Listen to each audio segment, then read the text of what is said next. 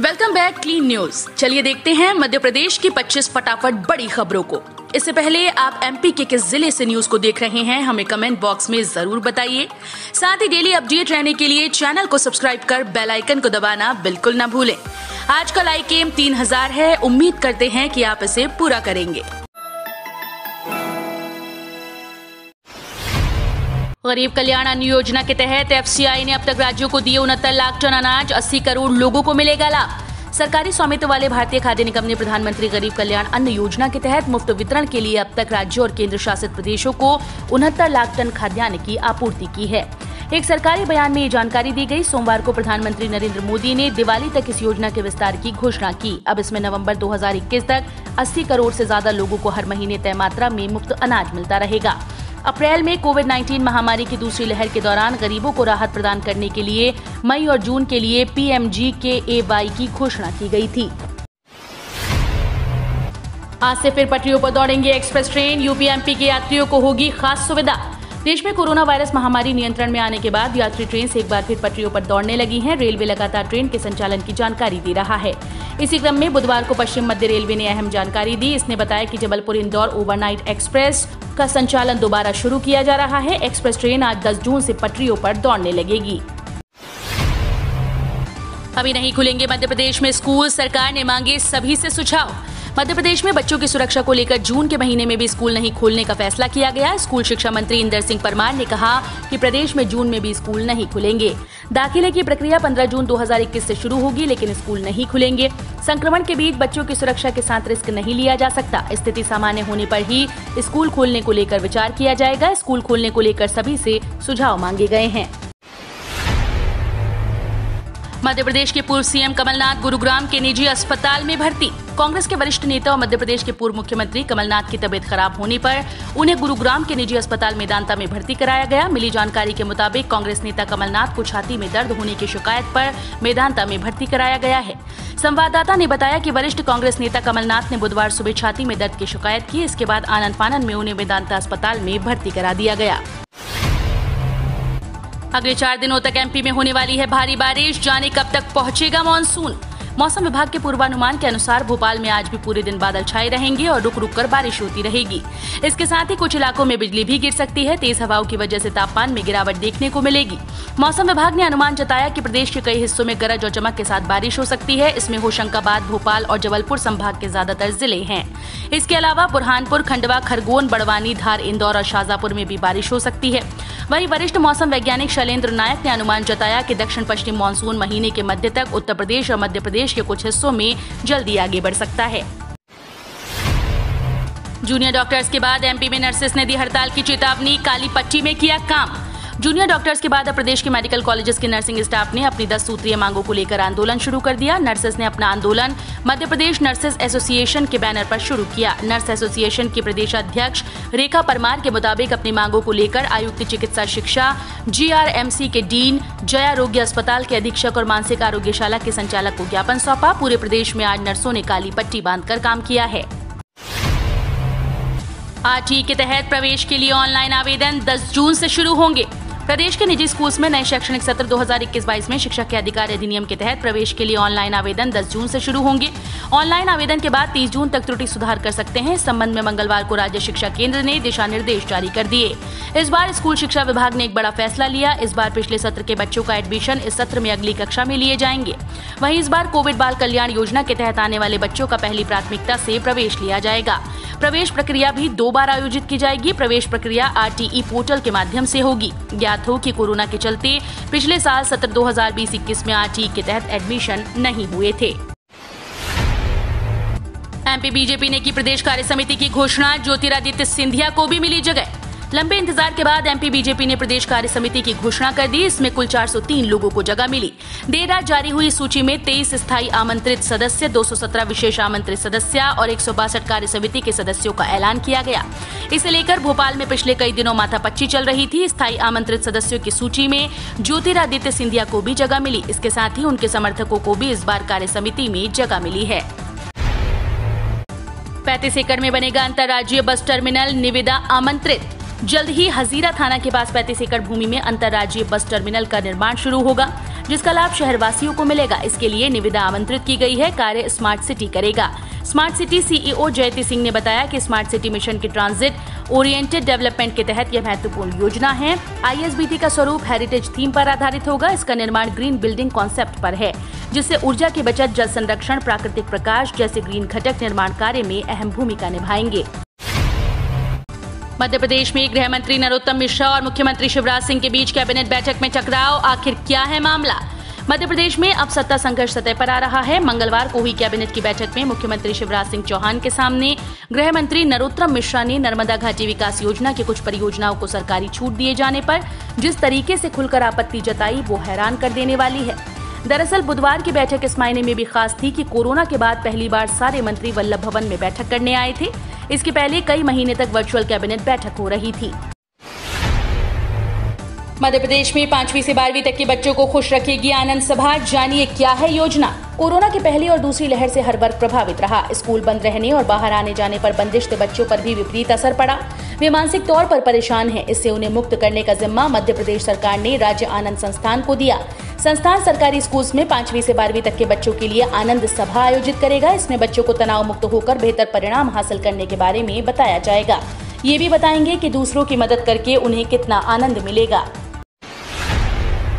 पूर्व सीएम दिग्विजय सिंह का योग गुरु रामदेव पर हमला। कहा, ढोंगी रामदेव को पहचानने में देर लगी, ये शुरू से ही भाजपा के एजेंट हैं। मध्य प्रदेश के पूर्व मुख्यमंत्री, कांग्रेस के दिग्गज नेता और राज्यसभा सांसद दिग्विजय सिंह ने योग गुरु बाबा रामदेव पर हमला बोल दिया।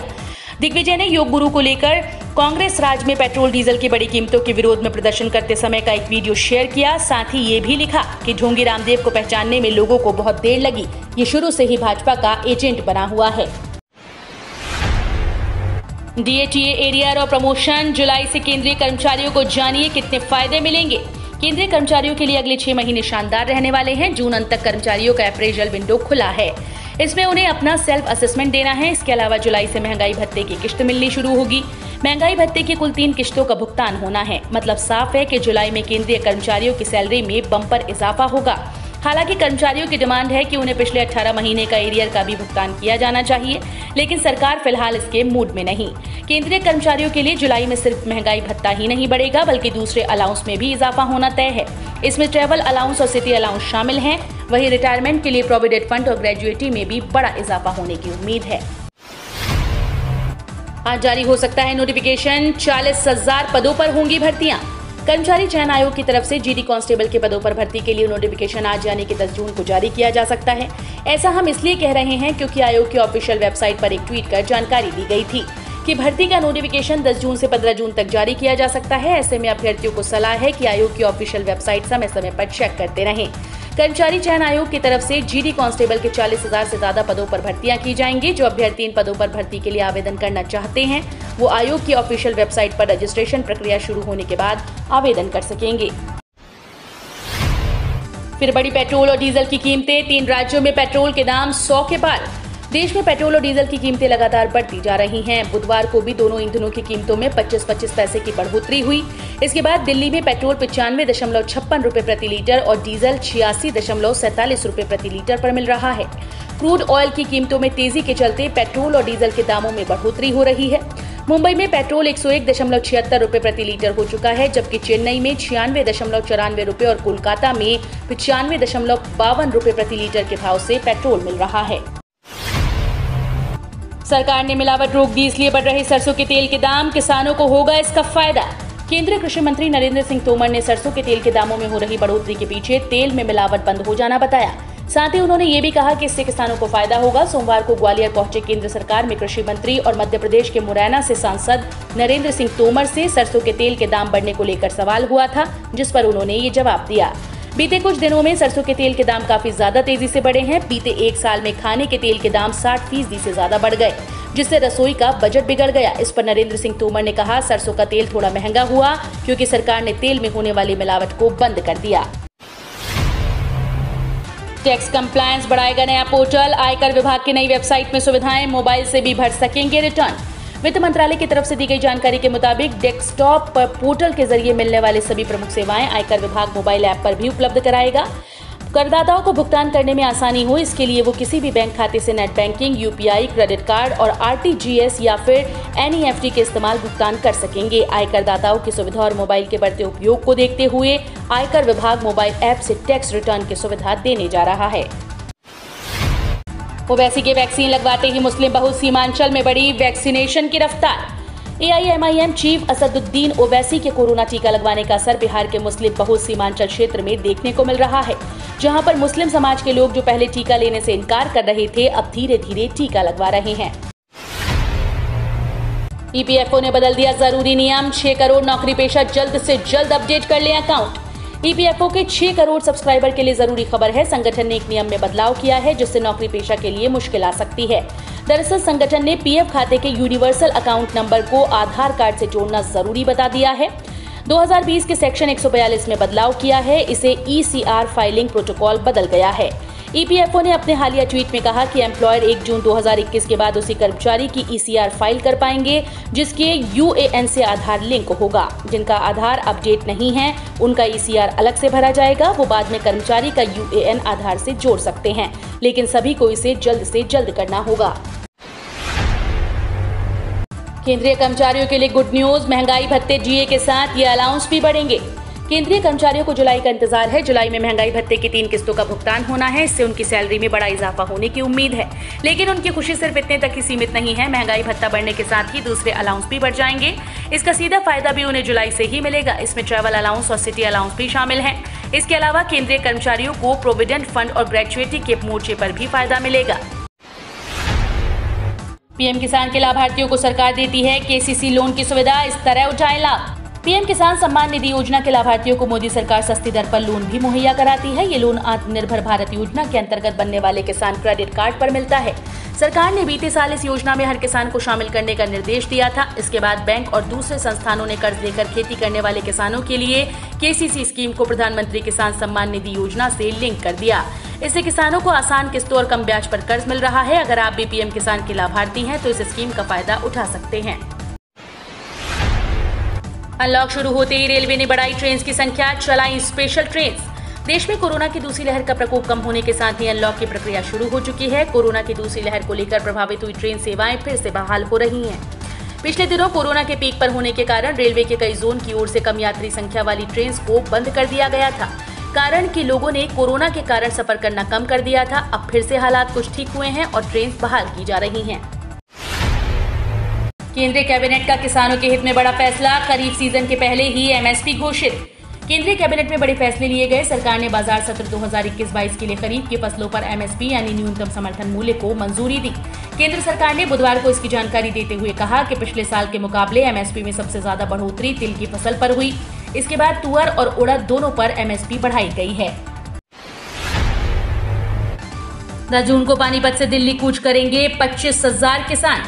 कोरोना की दूसरी लहर कहर कम होने के बाद किसान आंदोलन अब फिर से जोर पकड़ने लगा है। भारतीय किसान यूनियन के प्रदेश के अध्यक्ष गुरनाम सिंह चढ़ूनी के नेतृत्व में 25,000 किसान पानीपत से 10 जून को दिल्ली कूच करेंगे। किसानों के जत्थे में सिख निहंग भी शामिल होंगे। किसान ऊंटों और गाड़ियों पर सवार होकर दिल्ली बॉर्डर की ओर बढ़ेंगे। इसके लिए आज पानीपत के किसान भवन में संगठन के पदाधिकारियों की बैठक हुई। वहीं आज की आखिरी खबर पर बात करें कोरोना अपडेट पर, तो एमपी में कोरोना ने दी बड़ी राहत। अलीराजपुर जिला कोरोना मुक्त, 1% से कम हुआ पॉजिटिविटी रेट। एमपी में कोरोना की स्थिति लगातार सुधर रही है। बीते 24 घंटे में सरकारी आंकड़ों के मुताबिक प्रदेश में एक्टिव मरीजों की संख्या 8,000 से कम बची है। वहीं बीते 24 घंटे में प्रदेश में कोरोना के 535 नए केस आए, जबकि 1376 स्वस्थ हुए। इसके बाद एक्टिव मरीजों की संख्या प्रदेश में 7,983 हो गई। प्रदेश का 7 दिन का औसत पॉजिटिविटी रेट 0.9% रहा। प्रदेश में केवल 7 जिलों में 10 से अधिक कोरोना के प्रकरण आए। इंदौर में 179, भोपाल में 124, जबलपुर में 46, रतलाम में 13, ग्वालियर में 12, खरगोन में 11 और अनूपपुर में कोरोना के 11 नए मरीज मिले। पहले हर जिले में ये आंकड़ा कई गुना ज्यादा था। हम रोज ऐसे ही न्यूज लाते रहेंगे। आपने अभी तक क्लीन न्यूज एमपी को सब्सक्राइब नहीं किया है तो फटाफट सब्सक्राइब कर लें। साथ ही बेल आइकन को दबाना बिल्कुल ना भूलें ताकि कोई लेटेस्ट अपडेट मिस ना हो।